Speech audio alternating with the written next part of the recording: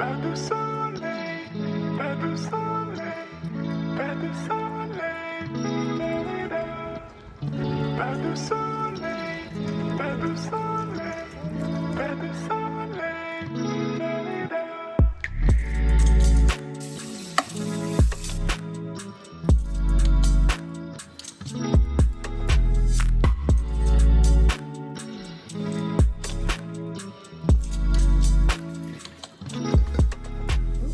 Hello beauties, welcome back to my channel. My name is Juanita Beauty. I am so happy you decided to join me today. This is going to be my 26, almost 27 week pregnancy update. Yay! I've made it thus far, and let me just start off by saying this pregnancy has been so different compared to my last pregnancy. It's insane. But let me do like a little bump update for you real quick.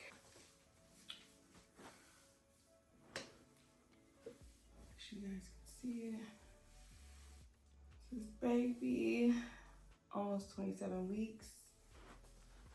So I am almost out of second trimester. That is like so unbelievable. When it feels like I literally just filmed my finding out I'm pregnant video, and that was months ago, but it just feels like it just happened. This pregnancy definitely has sped by, but there's some like pros and cons to that. So I wanted to make this video because I wanted to kind of talk about the differences between first trimester and second trimester. I've experienced both, and I want to kind of discuss like the differences as well as the difference between my first pregnancy versus my second pregnancy and how the two are similar or different. So my first trimester was really rough, and it was so rough that it was just like I wasn't expecting the level of like sickness that I was going to have during my first trimester.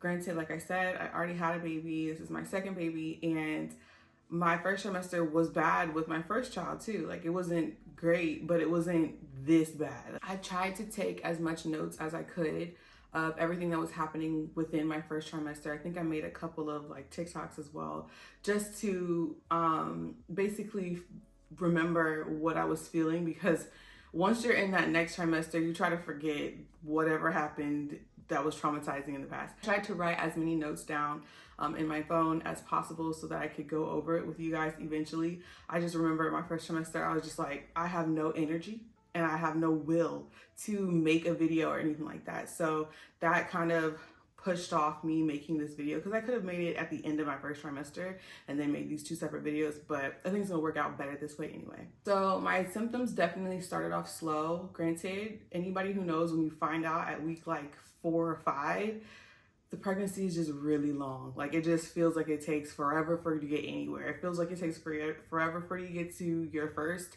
doctor's appointment. You call it like 5 weeks, like, okay, we'll see you at 8 or 9 weeks. You're like, eight or nine, I have to wait that long. Like it just feels like it takes a really long time. Whereas when you find out, like when you're a little later along, maybe 7, 8 weeks, it doesn't feel like it's like that long, because you're already almost 10 weeks in, right?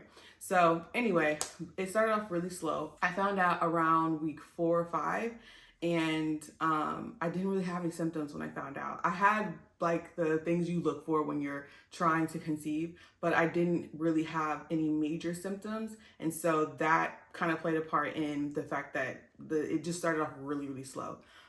But when those pregnancy symptoms cranked up, like when they started to hit, they hit. Around week 6 or 7 is when my morning sickness started to get really bad. Now I say morning sickness because that's what it's technically called. However, I didn't have morning sickness. Weirdly enough, in the morning, I felt fine. I woke up, I felt rested for the most part. I felt hungry. So I would get up, I would make myself some tea or have a piece of fruit or something like that, small little snacks or whatever, and then I would possibly have breakfast with my toddler and my husband, and then that was really it. Like the morning kind of like coasted by, which I was really grateful for, because my mornings I would like be really active with my toddler, and being sick, it just would have thrown everything off at that time period. But around 12, 1 o'clock, when that time rolled around, that's when my morning sickness came in. It was like, I don't know, what do you want to call it? Like evening sickness, midday sickness, whatever. It's just, it's almost as if like right after I ate lunch, it was like, oh, we're going downhill from here. I feel like what made my morning sickness the worst was something I experienced this time that I don't remember experiencing last time. So not only was I just like nauseous and super, super tired, but I felt like I was constantly on a boat. That's like the way I was describing it to my husband. I felt like I was constantly rocking on a boat, like going like this. No matter if I was laying down, if I was sitting, if I was standing up, if I was walking, no matter what was going on. In a car ride, forget about it. Like I felt like I was on a cruise ship. And so I did try those bands, the seasickness bands, and nothing seemed to work. It was just something you had to get through. And it just really felt like everything was kind of sloshing around. Nothing was like stable. Nothing was like situated. Just felt like everything was going everywhere.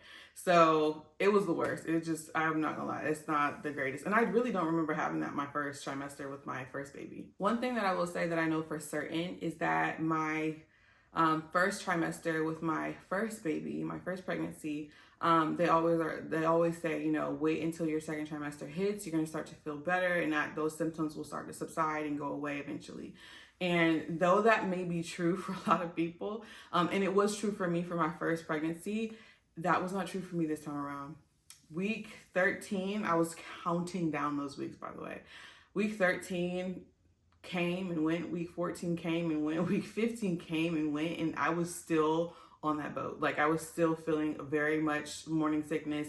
And the funny thing about it is, even though it was still bad, eventually you kind of get used to just feeling sick. Like you're just used to the sickness feeling, and it seems like it got better, but it's not really getting better, you're just getting used to it. A big difference between this pregnancy and last pregnancy: the first pregnancy I was working outside of the home. I was driving to my job, and that played a big part in like having a distraction for the most part. And obviously this pregnancy, I have a toddler. I'm not working outside of the house. I do work from home, but I have a toddler, and it's almost as if, even though I'm tired, at my first pregnancy, if I was exhausted, I'm out. I'm about to go take a nap. I'm about to go rest, put my feet up, watch some Netflix, whatever. But this pregnancy, there's none of that. So I feel like I'm a lot more active this pregnancy, forcibly so, than I feel like I can be, just simply because I have a toddler and I need to keep up with her. So I think that's played a big part in my mental and making sure I'm not kind of like getting into like a, I don't know, like a sunken place or whatever, like I did the first pregnancy. I really have somebody to focus on rather than focusing so much on my symptoms or the way that I feel. I'm able to kind of like shut that part of my brain off and focus on my kid. And that's honestly kind of helped me through this pregnancy. So morning sickness eventually kind of started to subside and drop off around week 18. And that feels really crazy because it's almost as if I had almost a trimester and a half to feel morning sickness. Some people go the whole pregnancy, so I'm grateful for week 18 coming around and being like, okay, I'll, you know, ease up off you and back up. I remember my first pregnancy, I had a lot of acid reflux the first trimester. I don't know why, but I just had a lot of acid reflux. This time around, I didn't have any, so but I traded off for a really bad morning sickness. So now I'm starting to, as I expand and there's less and less room in me to even breathe, I'm feeling a lot more, I'm feeling a little bit more indigestion as well as a little bit of heartburn. But as far as cravings are concerned, I really don't have that many cravings. I really didn't have cravings my first pregnancy either. I had food aversions, and then I had food that I liked a little bit more than other foods. Or let me say it like this. I had food aversions, like things I just didn't want around. And honestly, anything that had a strong smell is very similar to my first pregnancy. There's nothing particular that just is setting me off. Everything, anything that has a strong smell, whether it's food, whether it's clothes detergent, whether it's Febreze or Smell Good or cologne, perfume, whatever, everything that has a very strong smell I can't handle it. It's just it's like my nose is too sensitive for me to, I just need to walk away. But things that are very neutral smelling, that are really soft, those things are okay. So that's kind of like where my aversions are coming from. And then as far as like the cravings that I have, it's no particular thing that I crave the most. I just, whatever I want, I need it now. Like, I need to have, like, if I'm feeling French fries today, I don't care if everything is closed. Find me some French fries. Like, I need them now. So that's kind of been, I remember that being something that I had the first pregnancy as well. I just felt like very strong urges for whatever I was thinking about, whatever I popped into my head, I needed to eat it. Like, I just find a way. Husband, find a way. And the last thing I'll say about my first trimester is as far as first pregnancy versus second pregnancy, I feel like my first pregnancy, I started to show probably around week 21. My second pregnancy though, and I did hear this a lot, I started to show a lot sooner. I remember I started popping around probably week 13 or 14. So right out of my first trimester, there was a bump. Like, it was an undeniable bump. I would ask people, I'd be like, do I look pregnant? They're like, yeah, you look pregnant. And it was just weird because that I didn't experience it that first time, but it just, you know, goes to show like your body has already been through this before. So it's almost as if like, oh, I already know what's going on. Let me go ahead and assume the position. That was kind of nice to, you know, have something to show for the feelings I was having for so long. So second trimester comes, and like I said, I still had that morning sickness. But one thing I will say is when I would go to the doctor, the first pregnancy, I had both gestational and I had preeclampsia. So those were big things that I had to be monitored on and looked after consistently when I was going to the doctor. And I had to really, really watch what I was eating and everything like that first pregnancy. And what I will say is this pregnancy is different. I don't have either one of those. I did get tested for gestational around week 14 just because I previously had it, and everything came back clear. Everything came back, you know, pretty good. I'm about to hit week 27, and then at week 28, I'll have my next doctor's appointment, and we'll do another gestational reading and make sure that everything is still good to go with that. However, preeclampsia, they're just trying to be preventative with that. And so right now I'm taking aspirin, low dose or baby aspirin, whichever you call it, to make sure that I am not getting preeclamptic. Another thing that I started to try to do a lot better when I started feeling a lot better but I didn't really do the first pregnancy that I wanted to change for this pregnancy, is kind of taking better care of myself. And like under that whole self-care umbrella, first thing, you know, that comes to mind is just exercising, and nothing strenuous, nothing crazy. And there are people that can do that their entire pregnancy, like weightlift and everything. That's never been my, you know, but I just wanted to make sure that I was being as healthy as I possibly could. In this pregnancy, I wanted to make sure that I at least was a little bit active, 30 minutes to an hour a day. Granted, I do have a toddler, as I mentioned before, and she keeps me so active, like just simply picking her up, putting her in her high chair, following her up and down the stairs, chasing her around to put a pamper on her. Like, I'm just so much more active and running around, huffing and puffing all the time than I was my first pregnancy, where I was very, you know, just relaxed and chill and lazy, just chilling. If I wasn't at work, I was in my bed. If I wasn't in my bed, I was on the couch. So yeah, this pregnancy, I'm a lot more active, but I'm trying to be a little bit more intentional as far as the exercise aspect is. I wanted to not necessarily do a marathon, but I go outside with a stroller, my toddler, and I'll walk her in the morning. So that's kind of my 30 to an hour, or 30 minutes to 45 minutes that I, you know, commit to some sort of exercise a day. And I feel like that has helped me feel better, as well as keep a lot of the health concerns at bay. Another thing that kind of falls up underneath that self-care is basically, I'm an esthetician and I love everything makeup, and I also love everything skincare. I worked in a dermatologist office for a long time, and I really enjoyed everything that I learned about skincare. And so I remember my first pregnancy, I threw everything out the window. I washed my face in the shower with a body soap and called it a day, because I wasn't about to do no extra steps if I was exhausted. Like, it just, I didn't take as good of care of myself as I know I should have my first pregnancy. So this pregnancy, like I said, I'm trying to be more intentional about those things. So I definitely have a skincare routine that I use, all products that are safe with ingredients that you can use while you're pregnant. But just making sure that I'm, you know, and it makes me feel better. Not only does it make my skin look better, you know, but it makes me feel better to have that time to like pour into myself and do some self-care and then know that, okay, I did something for myself. The last thing I'm doing under like the self-care umbrella is I'm taking a lot more baths. So granted, the first pregnancy, we were living in an apartment, and the bathtubs, we didn't have a bathtub in our master, but in the guest room, there was a bathtub, and it just was really small. So that wasn't, even though I might have wanted to take a bath my first pregnancy, I really didn't have the option to. And this time around, because we moved into our home, our bathtub is enormous.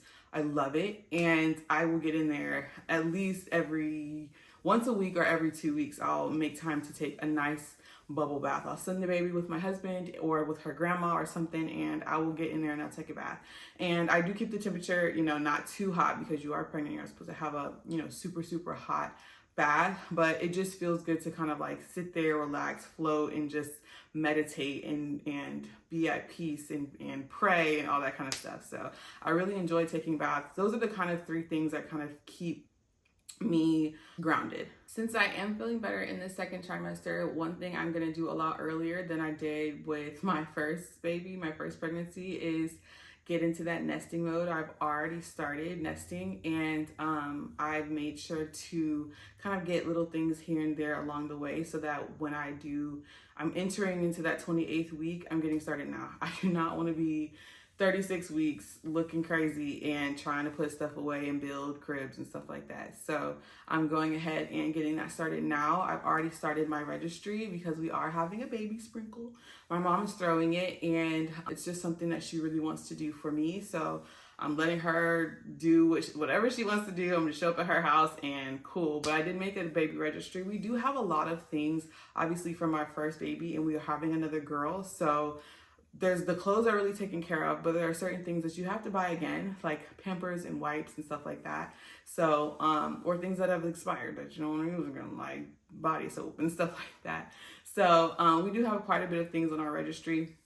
But as far as like getting stuff out of like the garage and out of storage and stuff like that, and cleaning it off, making sure the infant car seat is, up to par and clean and everything like that. That's the things I'm going to be working on in the coming weeks. So I'll probably make another video about my nesting process and what that's looking like.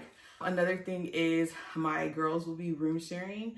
Obviously, during the first 6 to 8 months of this baby's life, they will be in my room, crib side or bassinet side, and I will be caring for them that way. So my toddler will be occupying the room all by herself, but eventually I will be transferring this baby into her crib, and she will be room sharing with my toddler. We've obviously never done this before, but I do remember room sharing with my little sister when I was younger, and it was just a great time for us to bond. Eventually, as we got older, we separated because we were getting a little bit older and wanted our own space, but for the time being when we were younger, it was just a really special time. So I would love to recreate that for my girls. I'm really excited about that. So half the room is ready for my toddler, the other half has to still be set up for the new baby coming. One thing that I am struggling with a little bit right now is, for some odd reason, I'm not sure if I was just wearing the same 5 things my first pregnancy, but I really don't have a lot of maternity clothes. I really don't have a lot of clothes that fit. Like, even this dress is not a maternity dress. It's a dress I had previous to getting pregnant, and that just stretches to fit my belly. Everything that I have, all the shirts are entirely too short with my belly. Like, it just doesn't cover my stomach. So I have to go back on Amazon and find some maternity clothes because it is getting really rough. And for me, it's really hard to like wrap my mind around like buying clothes and knowing that I only have this much time to like wear. I don't know, it's just strange. So I'm trying to like find clothes that could transfer to my post-pregnancy body and eventually like still be in my wardrobe, months after, when the child turns like 1 or 2. But I'm gonna have to do something, because I'm looking in our closet like I have nothing to wear.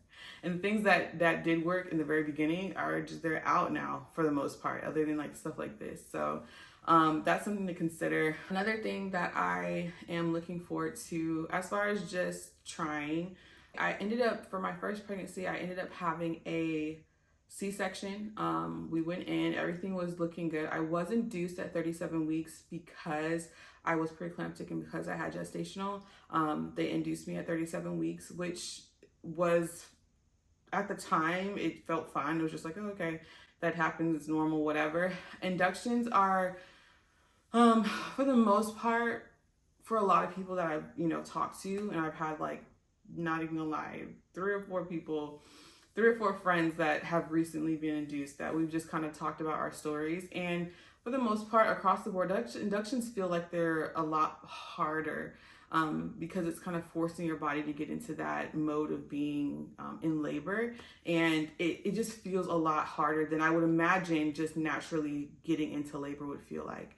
So my hope for this pregnancy is that I can go as long as possible, 40 weeks, and then that's it. I don't want to go past 40 weeks, but make it to 40 weeks and be able to labor naturally at home. That is my biggest prayer. I'm asking God every day. I'm like, Lord, I'm going to do what I can. Hopefully I don't have to get induced, and hopefully I can make it to 40 weeks at least and labor naturally, or, whatever time the baby is trying to come, and labor naturally at home. So that is what I'm looking forward to. And then once we do go to the hospital, I will want to have a VBAC, which is a vaginal after cesarean. I think the statistics are like between 60 and 80% of women are able to have a successful VBAC after their first pregnancy. However, I'm hopeful and I'm doing all the things that I can, all the things, so that I can be optimal, or it can be the most, I can be in the best condition to possibly have